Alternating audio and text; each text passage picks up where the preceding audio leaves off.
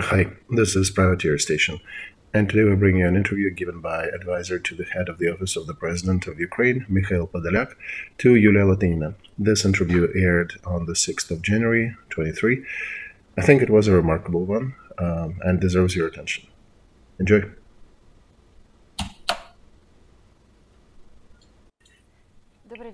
Hi, this is Yulia Latynina and Mikhail Podolyak. This is Latynina TV channel. Hello, Mikhail. Good evening. And thank you very much for joining us on Friday. I don't think I need to introduce him over again. He is an advisor to the office of Zelensky. Please do not forget to subscribe to the channel, click the like button and share, and subscribe and share. Do the same thing with Privateer Station if you are listening to that in English. Okay, Mikhail, I know I cannot pass by the big elephant in the room. How can I pass by a big elephant in the room? I think one-sidedly he can only declare a ceasefire, because for armistice you need agreement of both parties. Otherwise, it's a hypocrisy. Or hypocrites. What else could he have announced? This is a great way to state this question. Finally, thank you, Yulia. I suggest you look at it from a different angle. Russia, and in this case Putin, as a person who really sucks at analyzing situations. We already defined that in our earlier streams, and who's making big, huge elephant-like mistakes. And he is trying to pull other people into his agenda. So, roughly, the calculation was about as follows: as if there was no 10 months of war, there is no fact of intruding neighbor territory, and it's stupid to discuss things like that when you entered, when you've broken into the neighbor's country and they're killing people there. You can withdraw your troops and you can sit down at the table of discussions and negotiations. You can stop the war at any time by withdrawing troops. But he tried to play the usual game that he plays. Let's pretend that nothing is happening. Let's pretend there is some unknown where happening conflict. And here, Ukraine and Western allies of Ukraine, as I guess Putin was thinking, would play that game the usual way they did before. All right, let's play along. Let's support Putin's rhetoric. Let's discuss armistice. Let's discuss other options. And by the way, that subject that I liked looking at, the most adequate in his cabinet, Medvedev, he is coming out and saying, we're giving you our hand, we're sending you missiles of kindness and missiles of light. We're coming there to kill you kindly. We're sending you missiles of light and peace on Christmas, and sending drones in January. And now we want to expand our agenda. Let's try to pull the topic of peace or war into discussion. What is important is to confirm one position here, and also I want to address Putin's speaker Peskov accusation, where he came out and said that we are not exactly sure that Podolyak can represent the official position of Putin. Oh yeah, right, that Podolyak can express the official point of view of Zelensky. Imagine Mikhail Peskov knows the point of view of Zelensky, but you don't. You must be a fraud, Mikhail. Well, my point is, we will do what we promised to do, including with Mr. Peskov.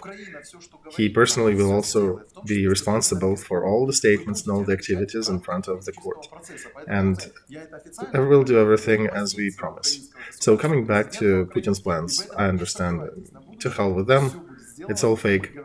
It's a fake armistice, and what it looks like in reality and what goals does he see in front of himself. Or he is maybe trying to see a concept of illegal referendum We have tanks and machine gunners, but we're doing a civilian referendum here. And also, he was looking for other ways. Let's write down these occupied territories in our constitution and it will change everything. It's almost like childlike concept and understanding of international law. Let's find something that will phenomenally change the flow of this very unsuccessful war for Putin. So here there was probably a similar consideration. Let's throw this topic in and see how others react to that, and then start talking with them about it. But the whole world reacted differently. Ukraine refused to partake in anything. We have no days off, we have no holidays, we're not participating in anything until you withdraw your damn troops from our land. And nobody will pay attention to all this rhetoric by that subject who invaded us. He has no other options to offer Ukraine but to withdraw the troops. And also European countries, including even President of the United States, Biden, all of them pushed back, saying how they accept his suggestion. So, generally speaking, Putin did one thing yesterday. He helped the world to see the milestone of a changing attitude to his behavior by the world leaders, who a few days earlier, rhetorically speaking, were listening to his suggestions, were listening to his initiatives, and were considering him a figure on the global scale. So I think he's got some very talented advisors there, some phenomenal advisors who suggested him to come out with that. And it must be really cool when you zero yourself out, when you cancel yourself and your yesterday instruments of public politics, like he did.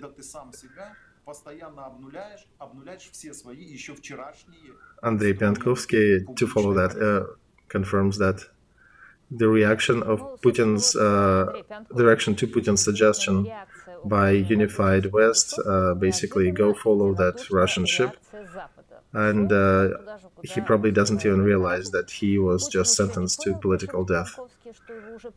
So I have another question here, Mikhail. Does it have any tactical ideation? I had another guest yesterday who was suggesting that Putin is trying to create an offensive on Donbass to distract attention from other parts of the front where his position is hopeless, and these several hours might, or better, days might help him to get his troops closer to the front and bring the ammo to the front. And I'm sorry, I'm adding a little more here. I remembered in Mariupol when Russian troops were announcing peaceful exit corridors. In reality, these corridors did not exist as a way for people to leave the town, but during the announcement of that corridor, Ukrainian side stopped shooting, and that's when Russian troops were pushing in. I just remembered that episode of this war. Okay, let's look a little wider then, Yulia, and we can ironize over Putin's words, yeah, because he makes blunders. And I think by the end of the war, people will be laughing at his initiatives and at his pretense to be big and important and the way he carries himself. So probably there are tactical goals. It would be nice to get operative pods for him to create at least some form of strike column and perhaps attack some area of the front. But I would ground down all these experts discussing these details, because Russia, even under fire, is trying to throw their troops to Soledar and to Bakhmut, and they have not been quite successful over months. So to change everything in a matter of hours in the directions where attempts were happening for 5 or 6 months already, it is not exactly true. So I would caution people from considering tactical goals as primary goals for him here. His primary goal is more likely in this armistice, by seizing fire, to bring down the intensity of fighting overall, both on Bakhmut, on Lugansk, on Zaporozhye, everywhere, so that both sides would still be shooting, but sort of leisurely, just like when it happened in 2014 at the end of the first phase of this war. when there were some skirmishes, but they were lazy and they were maybe 10 times less intense than the real ones during the hotter phase of that war. So I would see that as a main task of this armistice that he was pushing through.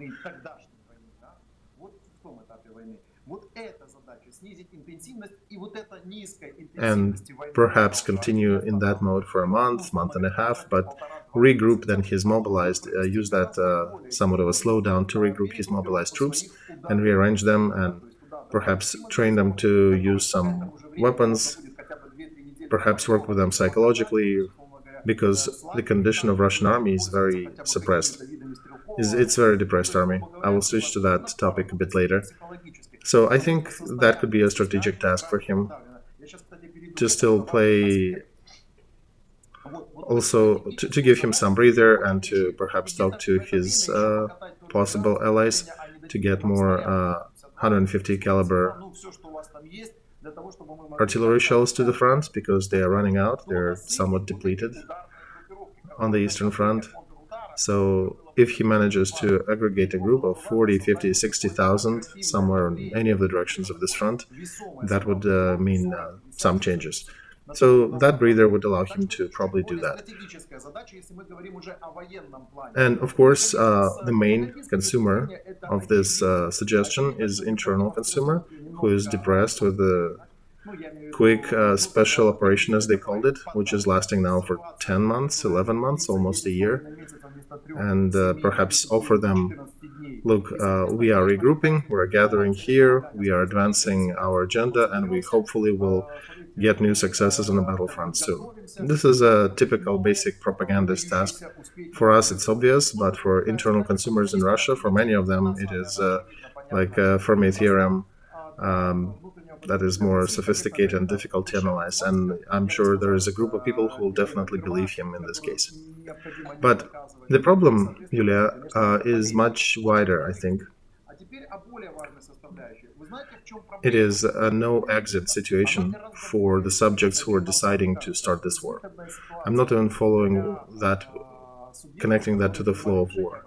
They are now in the situation of extreme affectation, because when the decision was made, they did not know their goals, they did not know.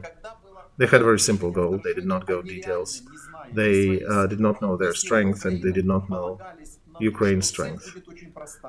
They allowed their troops to, they thought they'll get into Ukraine and do whatever they want, and they'll be able to win rather rapidly and then clean up everything. In that time, Western allies and remnants of Ukraine will be in a state of shock, and with all the blood, and later they will probably, by the time they gather together, it will be too late.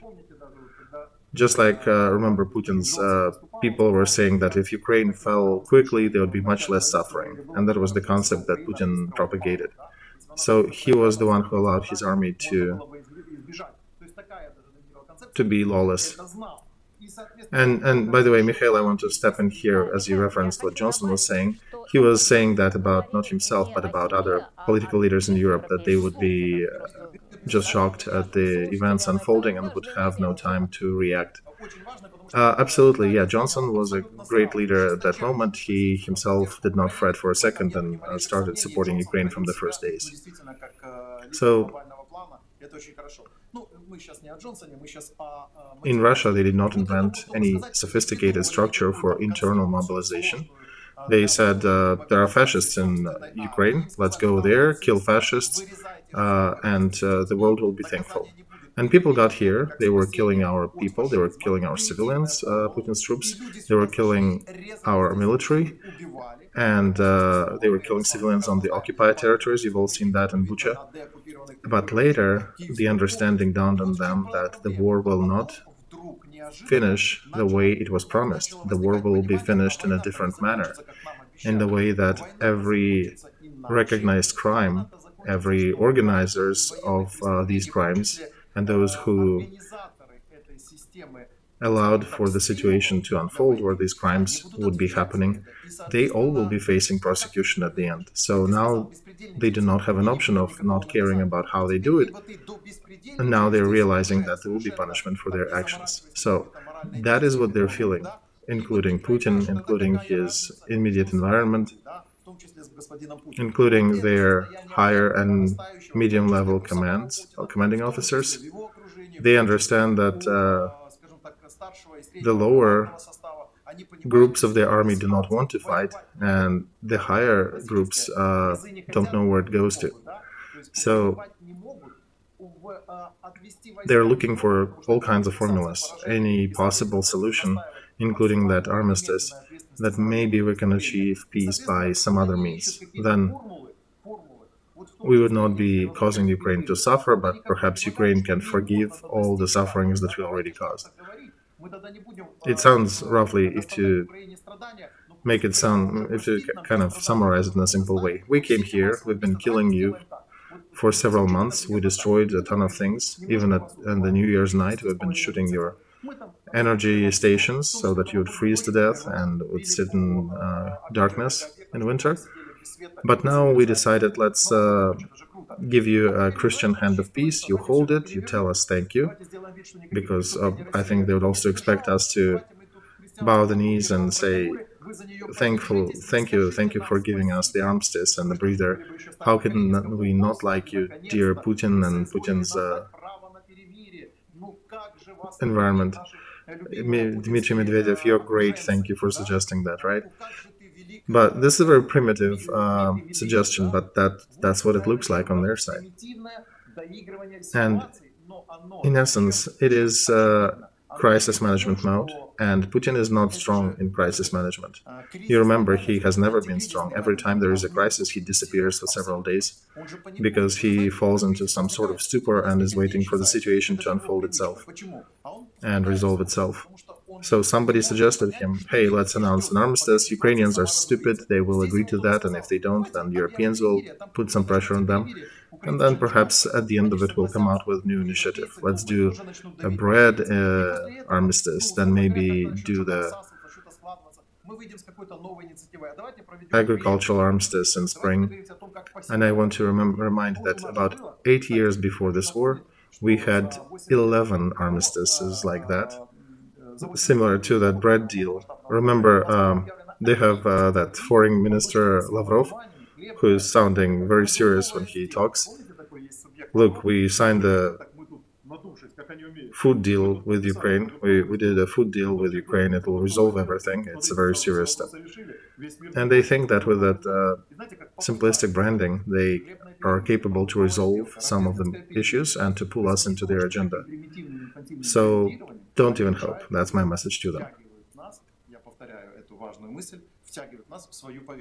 I think you underestimate them a little, Mikhail. They have a ton of other plans. They have not used the night pots with P, as my favorite Chinese generals of medieval times, against Ukrainian HIMARS. They already are using Admiral Pots, Gorshkov.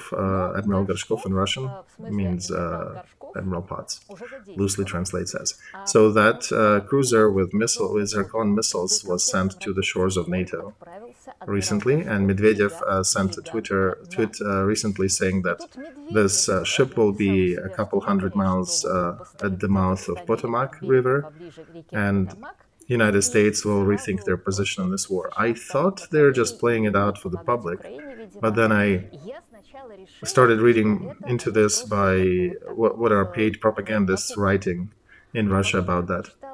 They're already writing that this ship, in their world, it's already on the shores of America. It already has Washington in their sights, that the United States is panicking. The world is considering how to cease fire and stop this war. So this what showed me what Putin was thinking about, at least for the internal agenda, and perhaps that is leaking through into the whole idea that let's send this cruiser to the shores of the United States, scare them out, and then we'll offer a hand of peace to Ukraine. Or what else may be happening in their head. I can probably agree with you, Yulia. We likely underestimate the fiery thoughts they're having. Yes, Mikhail, so that Admiral Gorshkov is supposed to scare whole NATO. And I'll talk about these missiles in one of my other streams. It must be an interesting deep dive into what these missiles can do. Yeah, it must be quite interesting. Okay, I cannot not add here to that, to your remark about plasma fire show. Yeah, I did read, I need to interject here, I did read that in Russia they were publishing some article about zircon, that it flies so fast that it creates a plasma cloud around that, plasma field around that makes it zero invisible for radars. I'm a specialist not in physics, but I understand that, of course, plasma may consume some of the radar frequencies, so it is not reflected. But it is very well visible by any satellite, by any observation tool. It is very clearly visible in the sky. So we have another one, plasma-like object in the sky daily, and everybody can see that, right? So it is damn bright, and I don't know what they're thinking. I agree, Yulia. We probably do not estimate them, do not give them enough reality, because when you try to communicate with somebody who is not erudite, who is pretty weak in his mental capacities and mental acuities, that's what it ends up being. I would think it would have been much more effective to do two other things than sending Admiral Gorshkov. But I would say they should have done it more effectively. They should have sent this Gorshkov to America's shores and put Medvedev there with a loudspeaker. So he would be screaming in that loudspeaker his tweets, "Americans, surrender, we will be killing you," something like that. That would have been very effective, I think. And some people might actually get scared. And the other opportunity they are failing to use, remember there was a writer, Belayev, who wrote Engineer Garen's Hyperboloid, that they could start writing about a weapon like that, like a super mega laser that from a sci-fi that can destroy things at a distance. Because in reality, we do have a real bloody war. They are destroying our infrastructure, they're killing our people. Of course, it's winter, you want to use more electricity to heat the houses, and every time they hit our electric stations, they destroy our capacity to provide enough electricity to our citizens, mostly civilians. It's not military objects, Russia knows that. Their Ministry of Defense, with that amazing speaker who speaks like a robot daily, and telling everybody that he personally destroyed 150th HIMARS, right? He runs there at night destroying them like a real ninja. So yeah, no shadow of a doubt with what they state there daily. But we do understand this is a serious war. We also understand that these people we're fighting with, they don't realize the horror of what they plunged Ukraine into and what they plunged Russia into, because Russia will be going through painful grievances and understandings after the war, and years of reparations. And they'll understand after that war, probably, right, that committee of soldiers' widows.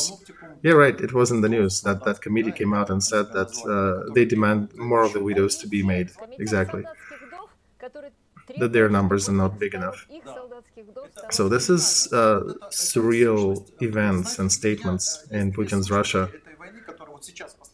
They, like widows, supporting mobilization and sending more men to the front.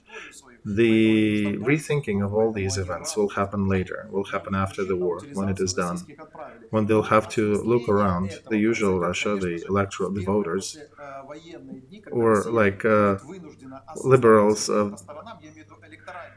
We like to say the Russia that is sitting on the sofas and in prisons, that when they look around and they understand that there's a bunch of their citizens who are missing, a bunch of their neighbors are gone, another half don't have arms, don't have legs, cannot work or move anymore, and it'll dawn on them the whole horror of this war.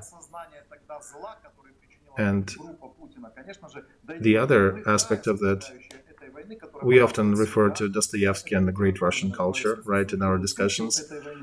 Here, I got some information that there is a fellow named Karyagin who in 2016, he was living in one of the cities in Russia. Of course, he had neither work nor good way of life, so he calculated that his grandma has a good real estate. He convinced her to sell it, and after that, that's your Dostoevsky literature coming to play. Raskolnikov did conclude what he wanted to start. So he took his grandma to some outskirts of town, killed her with a hammer, almost with an axe like in the book, got 14 years for that. But after Prigozhin mobilized him, he came to Ukraine to kill Ukrainian people. All right, you like to kill people with a hammer? Here is a sledgehammer too, you can go and kill people.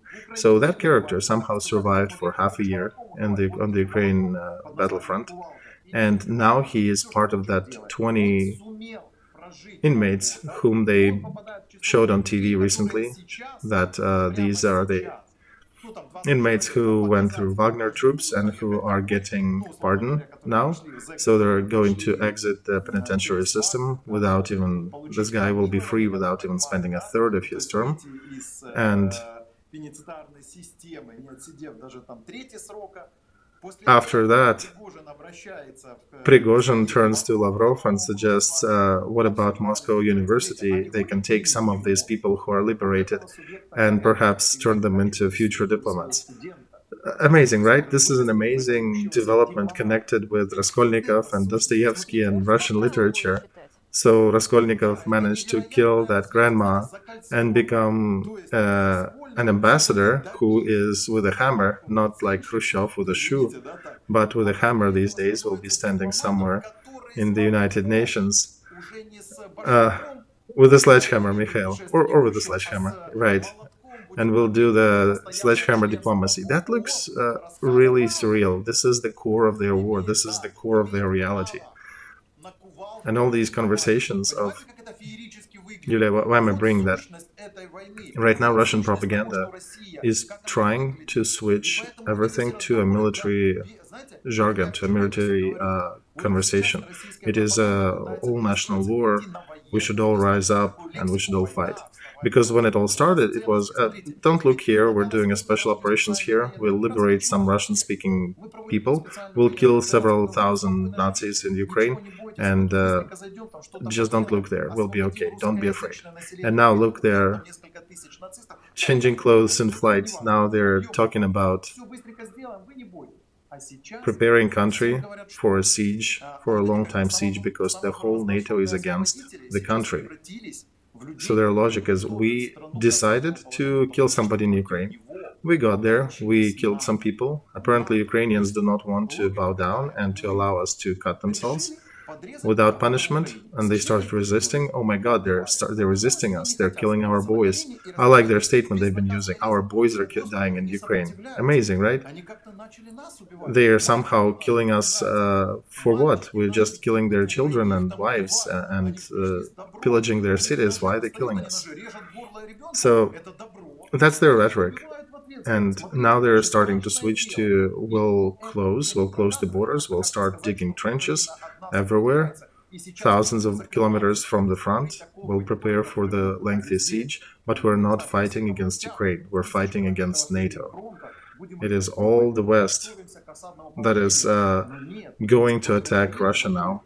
Russia never provoked anybody, Russia never wanted to attack anyone. Russia doesn't invade anyone, Russia only defends. So that's what they're trying to sell now. And that's where the whole story with that inmate also looks very surreal and fiery. Well, Mikhail, we can look into many ideologies that are doing defensive jihads like that. Bin Laden on the 11th of September, that was defensive jihad. Hitler, back in the Second World War, was always saying that he was attacked, he was only defending himself. Communists, by the way, also wanted to conquer the whole world, but always under the guise that capitalists are going to attack them otherwise. So Putin is not exactly original in this. Sorry, can I interject here, Yulia Leonidovna? Please, no Leonidovna, I don't like patronymics, just call me Yulia. Okay. Okay, Yulia, I will even expand that scope. I understand that in Russia, as one of the most reading countries, it's not customary to read and analyze, but there is one good book that can be easily understood. I understand that difficult philosophical essays, it's more for Medvedev probably, because under certain stimulants, he's probably reading those right before he sends those tweets about destruction of United States. He perhaps reads Berdayev or somebody. But for the common folk, or no, he reads Pager, I think, not Berdayev. Do you remember that old joke? I was reading Pager, was thinking a lot. So yeah, that's probably about Medvedev. So there is a great literature by Strugatsky brothers, The Inhabited Island. Not the movie, but the book. The book itself. There it goes into all these details, like towers, propaganda towers affect people's thinking, how zombified population fights internal enemy and then external enemy, and the external enemy is the main thing that creates the situation where country and the government like Russian can even exist.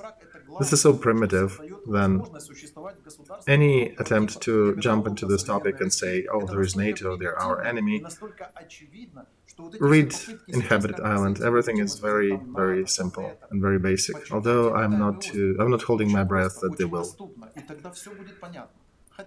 I think they will, Mikhail. I don't know about Inhabited Island, but I know that George Orwell's 1984 got into the top of the book sales in Russia. And in Inhabited Island, if you remember, there was one of the scenes when they put inmates in tanks and they sent them to attack enemy, bathing them in the propaganda towers' emissions, but then the towers broke and the whole front collapsed. Yeah. So there is another thing I want to bring up. Antonio Guterres, General Secretary of the United Nations, recently disbanded the commission about the investigation in Yelenovka. That piqued my interest because back in the day, remember when the Ukrainian prisoners of war were killed? So they basically disbanded it under guise that it's impossible to get to the area safely. So I have a question. Did somebody cancel satellite imagery? You are at the core of it. The way I see it, Yulia, is that United Nations refused to perform its fundamental function, its basic function. That's first. United Nations also proved that even the member, the constant member of the Security Council of the United Nations, is not providing security to the members of the organization where they are a member. So I think Gutierrez just blundered that paradox in public without even recognizing what the heck did you just say. And then, logically, such a member of Security Council of the United Nations needs to cease existing, because otherwise it's a very strange situation when the country is not letting you in, is not providing you with any security guarantees, and then you do not do anything in return. You just state that that's what they do. And you discredit United Nations. We understand that United Nations is more like a discussion platform, and not a serious platform for taking serious resolutions. Oh, Mikhail, they also talk about the fertilizer corridor for Russian ammonia. Exactly, that is very important for United Nations. It's not so interesting as the prison in Yelenovka for Ukrainian fighters. So, of course, Russia today neglects to even produce some falsified facts about that accident in Yelenovka, because everything is very obvious what happened there. This is the paradoxical situation today, that Russia is so predictable and so crude in its workings that they can't even mask its crimes properly. So they're doing very basic decisions. They just prohibit, they just don't let United Nations investigators on site to continue the process. And that's even given that United Nations, even given that opportunity to investigate, would not even go for anything harsh. Remember that atomic nuclear mission at the Zaporozhye nuclear power plant? Yeah, so this was another bright spot there that we all laughed looking at. Remember that advisor from Russian energy, Russian atom, Korcha, who was on camera telling how missiles make a triple loop during its flight and land in a way to accuse Ukrainian side that they might have shot it. So Zelensky actually offered, remember when the commission was going to Zaporozhye nuclear power plant, he did offer, hey, you guys can just go there, take a look. You don't even need to make any conclusions. You just need to be there, to be present, to demilitarize the area. Just state that it's a danger zone and leave some of your personnel there and demilitarize the area. Or, as an option, if that doesn't fly, then you can exclude Russian nuclear organizations from any international contracts or any further work on this planet. And what did we get in return? We got that fiery show for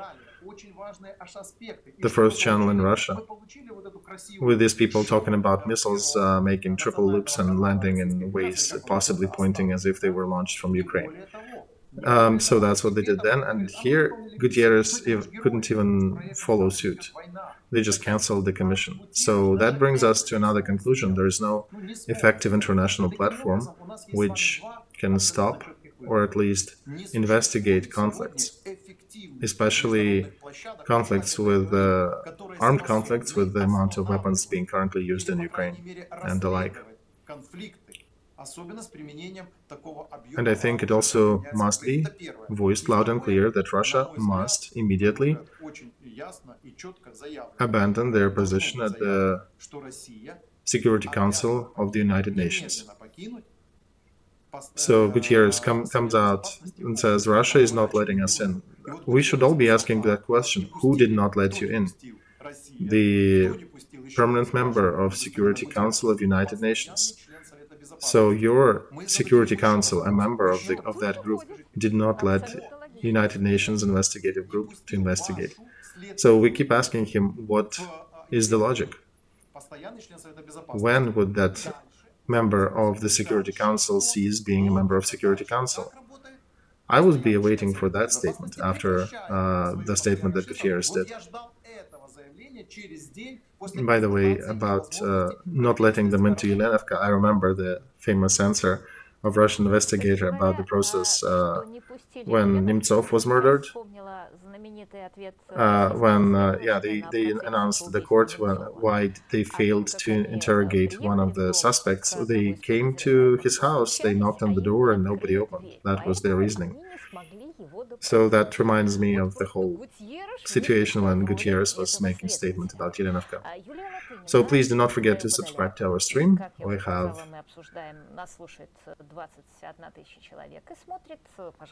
click that like button, click that bell, because that will let you know about our other streams coming up. So another topic to discuss, press representative of the Russian intel announced that Russia placed some nuclear armaments in Crimea and in Belarus. So I understand, in Crimea, just to scare everybody from even going there to liberate.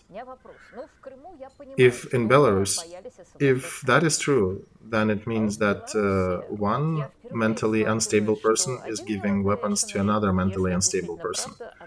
He's not really giving them, Yulia. So Belarus doesn't have freedom. It's an absolute satellite country. It's a satellite government and satellite territory of Russia in terms of power play. So nobody gave anything to anybody. Russian group that dominates Belarus. It's not too big, but it controls territory in Belarus, it controls processes there. This is the group that will control the nukes. So Putin, one way or another, still shows Belarus who is the master in the house. I'll bring my nukes here, I have my military here, and they will take care of all that. We also bring fuel there, we control your oil refinery on that territory, and we use that.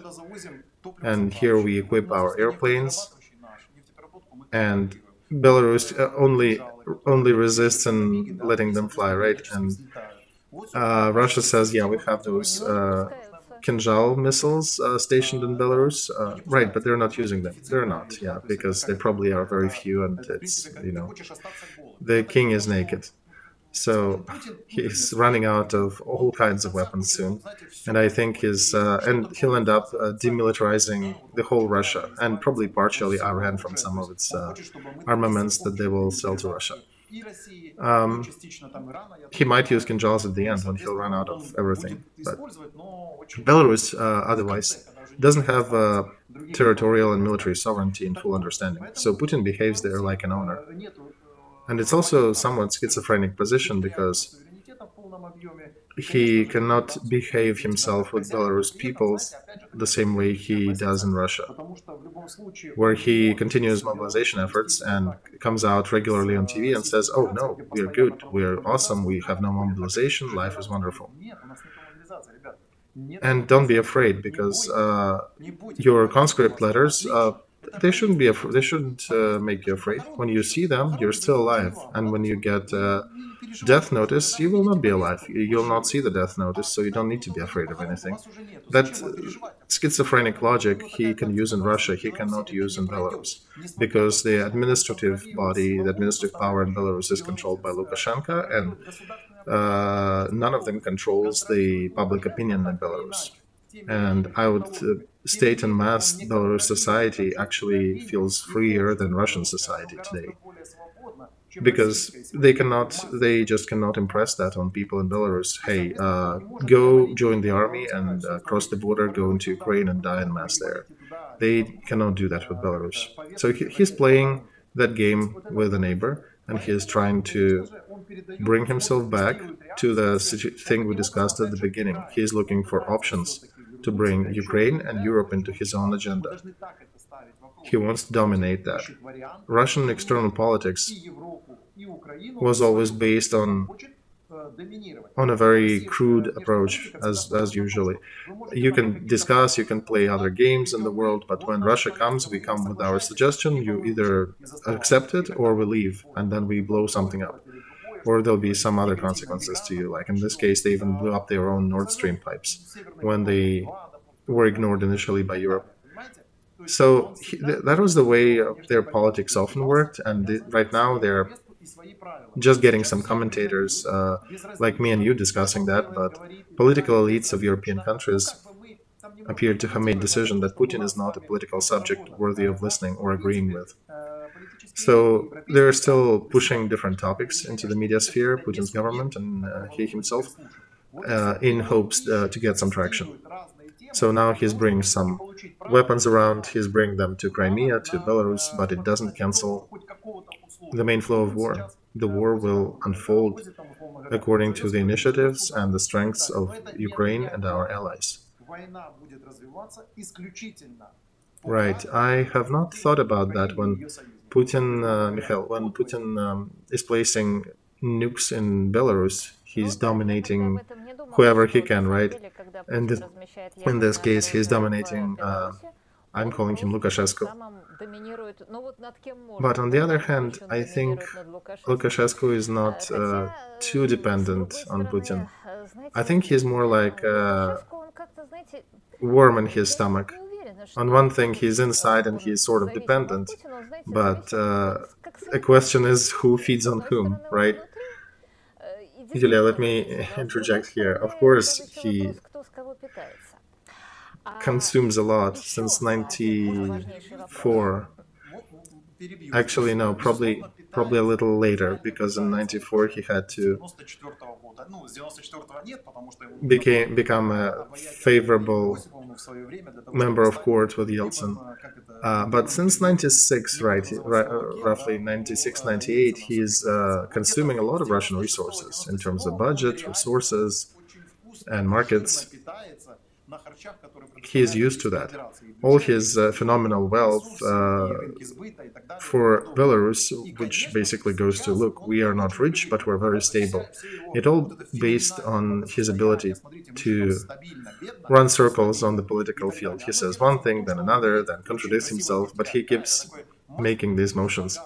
He can lie one day and the other day and take different positions, but as long as he's given money, he was always finding ways out.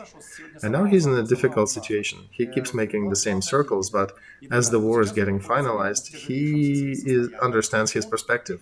Since he did not bring Belarus army in the first days of this war into Ukraine, even though he believed in those days that the war will probably be over in 3 days with a total defeat of Ukraine, doesn't matter which cities would be defeated, but even back then he cunningly refused to bring his troops to cross the border. Now he fully understands that the war doesn't flow according to the Russian scenario. And, when we'll finalize the war, when our guys will come and cross and capture Crimea and Lugansk and Donetsk, yeah, right, when that worm will fall out of Putin's body. Exactly. Lukashenko will be out telling how he was tortured in Kremlin, how he was forced to write these horrible agreements. And he'll be talking about 4 directions and ways that he was tortured in Kremlin. And he'll be saying that from the very beginning he knew why Putin is a scoundrel. And his comeback, there'll be like a 37-minute clip where he will be talking in details. He'll sit like usual in his chair, and I'll tell you why Putin was torturing me. I'm the biggest victim of this war. There is nobody else who suffered more. He personally was torturing me since the year 2000, figuring out all kinds of horrible ways to do that. They had a special hall in Kremlin to torture President of Belarus. That'll be his position at the end of this war. The only problem, Mikhail, that by the end of that, nobody will believe him. And I'm getting a question in chat. Is solitaire a diamond? No. This is a type of worm, and guess where it lives? Right, yeah, that's basically a pig-originated worm that can live in the stomach and can grow up to 20 meters. And that's, I think, very fitting for Lukashenko. I don't think Mikhail Lukashenko is that long. 20 yards? No. I would disagree here, Yulia. From the point of resource consumption, if you gauge his length from that position, because what we see with our eyes is, don't always believe what you see. That's the point that Russia keeps making, who's capturing Donbass and who is fighting this war, right? So that's one thing, though. If you look at Lukashenko by the amount of consumed resources for the body mass index, he's probably longer than 20 yards. I think this is a definite compliment to Lukashenko, Mikhail. But I don't think he will appreciate it if he hears about it. Mikhail Saakashvili, another topic. On the 4th of January, there were public protests announced by Mark Fagin and Alexei Arestovich. And I call upon our viewers to not be surprised with some apathy of Georgian society. I will be talking about that in more detail on Saturday, but I will open a little secret for our viewers that there is a strange head of Saakashvili's party in Georgia. He's, I think, leader number 3. Every time they get a new leader, after 3 months of being in Georgian prison, they say the same tune. Don't do any demonstration, don't do any protests, it only hurts us and our position. So after getting this position, they all get Yavlinsky syndrome.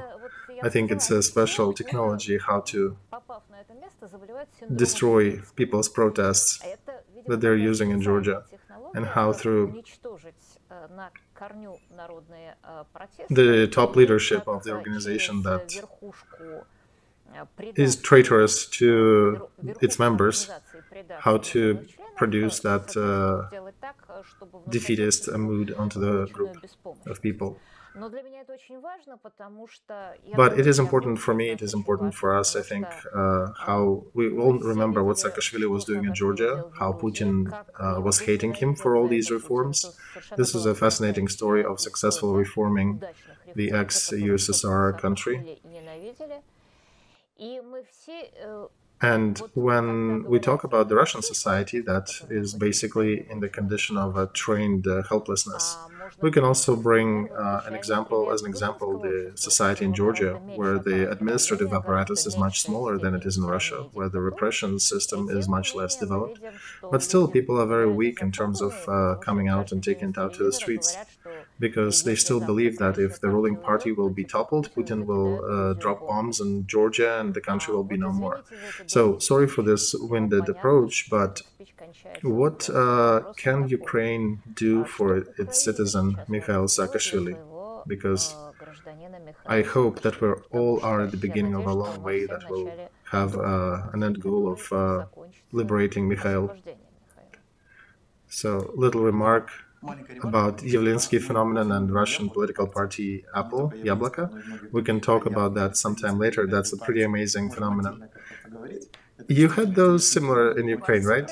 We did, yeah. It's very familiar for us. This is a known political phenomenon. We can talk about that, sure. And now we can get back to that dramatic story. Ukraine, President Zelensky, have taken a very concrete position. We're not interfering into sovereign matters of other nations, unlike Russian Federation.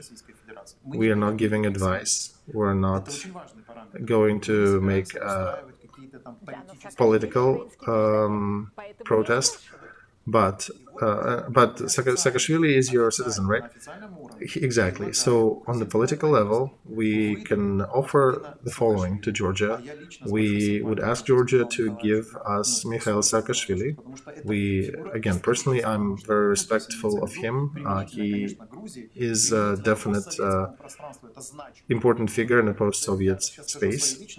And we ask Georgia to transfer Mikhail Saakashvili to Ukraine for medical treatment. We know there will be no punishment, no military punishment from Russia upon the transfer of Saakashvili.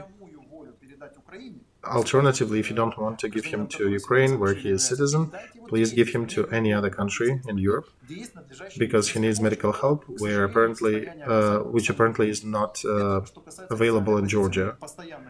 We keep transmitting that message. President Zelensky is making it publicly, and our other politicians are making the same statements. It's the same position. Now, my personal position is more radical. I think Georgia, and again, I don't want to interfere in their own politics and what they do with their own people. We are not an expansionist state, and unfortunately, international organizations through which other countries could be affected are not really working these days. We talked about United Nations. I think the Georgian government wants to become a part in the world history. It wants to bring Georgia as a black spot and to become the country that intendedly killed its first president with a big letter P in prison as a retaliation. So I'm turning to them personally. Today, leaders of Georgia, do not, and their congressman from a well-known party that is very liked in Russia, the ruling party in Georgia, please do not write your names in that horrible ink and the names of your kids and grandkids, because Georgian people are different. They're great people. They're really loved in the world, and do not write your names with such an atrocious paint into a history of Georgia, because your ancestors will look at their last names in dismay years later. This is not acceptable for a smaller country like Georgia. So If you can, please transfer that person to any other country. If you want, I will even come to Georgia and pick Mikhail.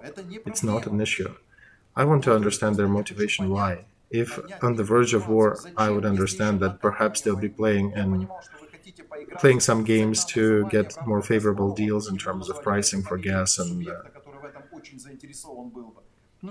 contracts with Russia. And they've been populists. Hey, we'll drop down some of the utility bills for you people. You'll be living poor, but hey, love our government because your utility bills will be 7% lower than other countries around you. But right now, after almost a year of this war, you understand that you should not be connecting yourself to Russia. That will topple soon, that will go through the whole other period of reformation soon. There is no reason to play that tune. Right now, it would be a very effective move. I understand Georgia is not ready to take an active part in this conflict, in this war, and they don't want to help us in any way, even by making some serious political statements. I understand it's your political choice, that's fine, but at least make a moral choice. It's almost like going through internal psychotherapy for them. Forgive, even if you've been upset with Mikhail. There is some beef with him, right? Because I understand you may not have liked his reforms. He was implementing them rather rapidly and rather harsh.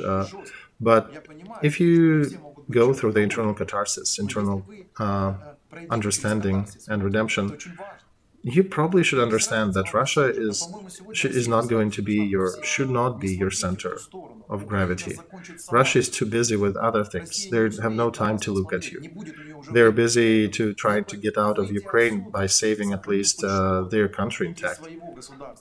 And I'm not even talking about territorial issues that some separate enclaves in Georgia still continue to bring up because a third of their territory is occupied effectively by Russia. But it's important to make the right step at the right time. So giving up Saakashvili to Ukraine or to any other country in Europe from humanitarian or humanistic considerations would be seen as a very cool step further downstream in the Georgian history. That is my position. Mikhail, thank you so much, and I want our viewers to pay attention that Mikhail did volunteer to come pick Saakashvili himself if Georgia would accept and would want so. This was Yulia Latynina and Mikhail Podolyak. We try to keep the streams on Fridays. Thank you very much, and goodbye. Goodbye. Спасибо большое, да. До свидания.